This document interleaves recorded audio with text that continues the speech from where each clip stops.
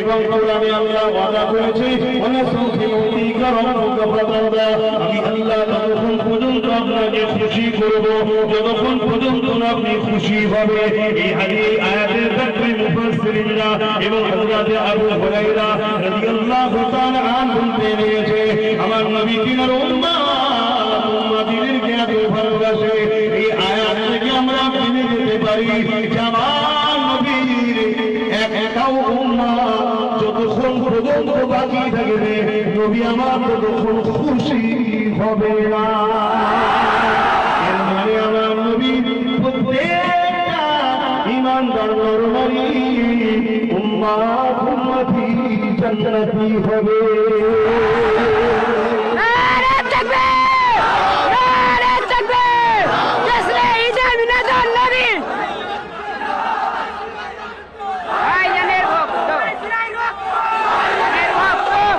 সেই নবীকে ভালোবাসবে এই মেসেজ তো আমরা এটাই দিই। আমি তো আপনাদেরকে ধরে ধরে আমার গোলাম বানাচ্ছি না, আমার গোলামি নাউযুবিল্লাহ।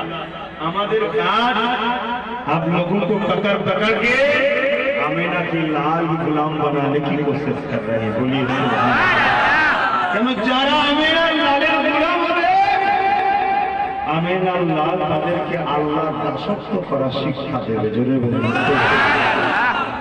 আমাদের ঘরে মুহাম্মদ রাসূলের কদমে যেতে হবে। মুহাম্মদ রাসূল আমাদেরকে আল্লাহর প্রকৃত দাসত্ব শিখাবে।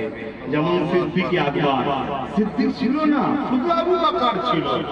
আমার দাদু হয় বংশে, তিনার খুন আমার শরীরে আছে। আমি খানদানে রাসূলুল্লাহর কিন্তু রক্তে সিদ্দিক আকবরের। তিনি তো আবু সিদ্দিক ছিল না, হযরত ছিল না।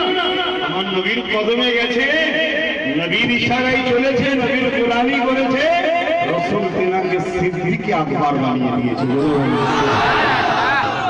হযরত উমর हजरत ছিল না, ফারুক ছিল না, सिर्फ उमर थे।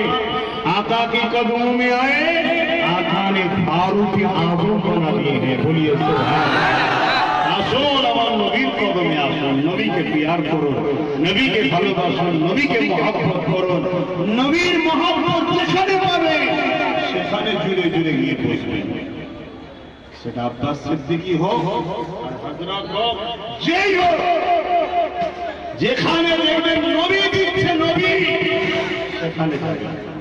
আর যেখানে নবী নেই, নবী দেয় না, নবী শিখাই না, নবী বুঝাই না, সেখান থেকে দূরে থাকবেন।